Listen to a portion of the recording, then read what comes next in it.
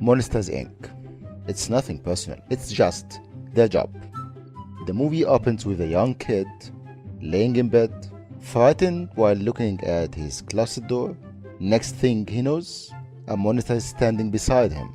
The boy sits up, and the scared monster screams, trips, and falls. Suddenly, alarms go off, lights come on, and we discover that it is a scaring practice going on in the training room of Monsters Inc., the power company of Monstropolis. The head of the power company is Mr. Water Moose, who's training new monsters to scare kids. It seems that Monstropolis gets all its power from screams, and he has a whole squad of monsters whose job is to scare kids at night and collect their screams. It is a very complicated system they have for collecting the screams. They have a warehouse full of closet doors, and they call up a particular door for whichever room they want. The door is sent by a hanging conveyor belt and placed in front of the monster on the scare floor. When the door is opened, the monster is in another room in another part of the world. If for any reason there is a problem with that particular room, the door is shredded.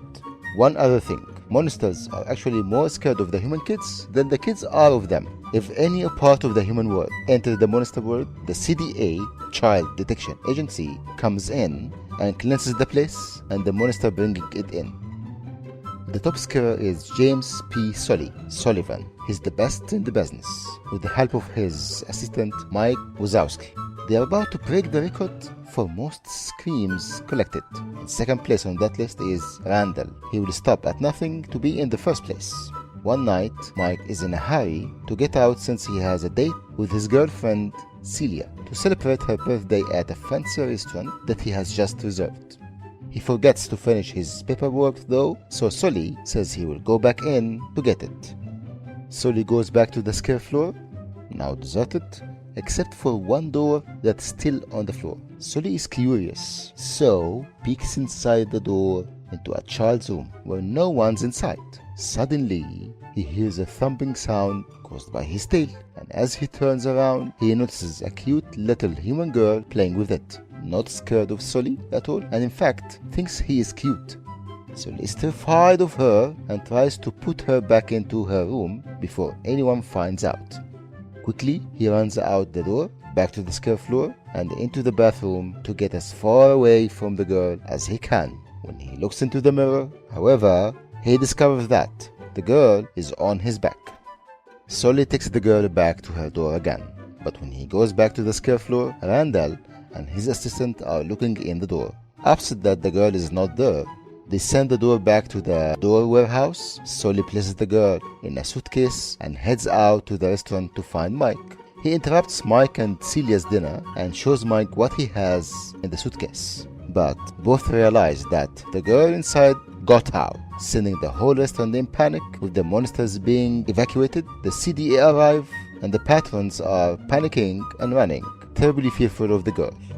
Sully scoops her up, and he, the girl, whom he names Boo, and Mike run to their apartment just before the restaurant is covered in a cleansing dome. They try to hide her as the helicopters are searching outside, but whenever she cries, the lights come on brighter. Though when she laughs, the light comes on super bright. In fact, she laughs so hard once she blows the fuse to their building. The next day, they put a monster costume on Boo and bring her to the factory.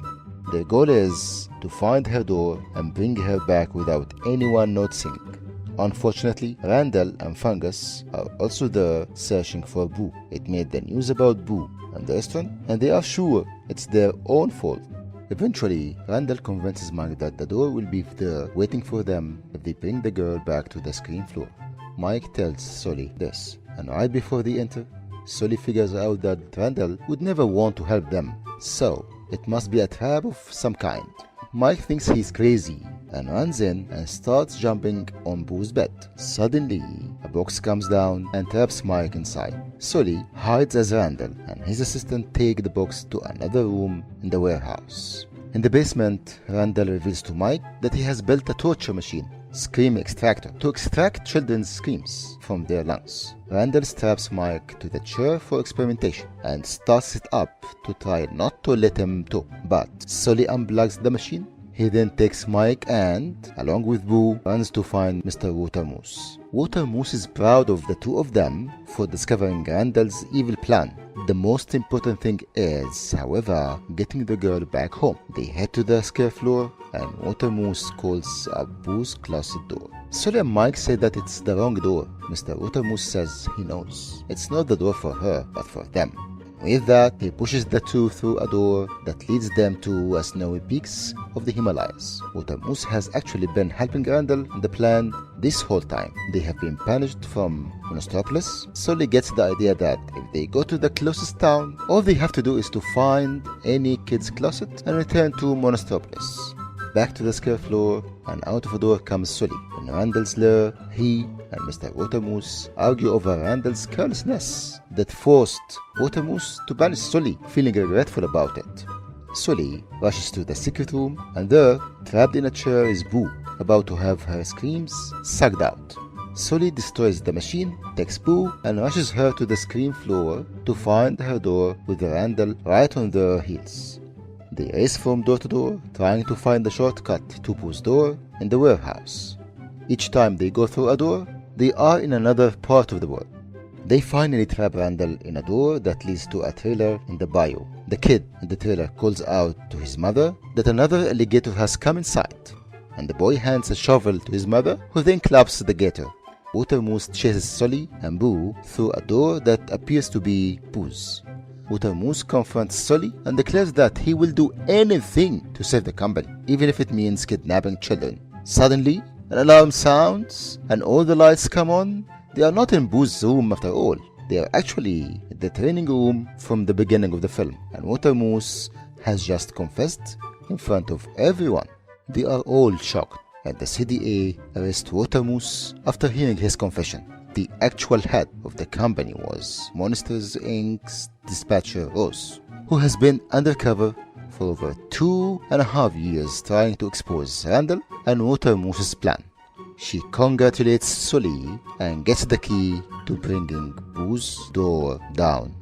Sully, who has grown quite fond of Boo, tucks her in her own bed, plays with a few of her toys with her, and then goes back to his own world, shutting the door behind him to never see Boo again, turning the door back into Boo's ordinary closet. The door is shredded. The next day, the workers are now leaving the factory for the last time. It is permanently closing because kids just cannot be scared anymore. As Mike comments on how the past few days went, Sully hears him say the word loves and suddenly has an idea, racing back inside with a plan to end the company's energy crisis. A couple of days later, Mike entering a kid's closet door, he sits down in front of the kid and starts doing a stand-up routine as a comedian. But to no avail, Mike has had enough and quickly does his final act. He swallows his microphone, waits for a while, and then burps loudly, making the kid laugh. As Mike leaves, he checks the power generated, and it is an enormous amount. It turns out that a child's laugh has 10 times the power of a child's scream. The factory is saved, and everyone got their jobs back. However, Sully is still sad as he still misses Boo. As momentous, he kept one of Boo's drawings and a single piece of her door and some pages on his clipboard. Mike then tells him that he has a surprise. In the testing room, it is revealed that Mike has repieced Boo's door successfully together. All it needs is one more piece. Sully grabs the final piece from his clipboard, places it into the door, and the light above brightens. He slowly opens the door and looks to see if Boo is around. Boo then says, "Kitty!" and Sully smiles in delight for seeing Boo once more.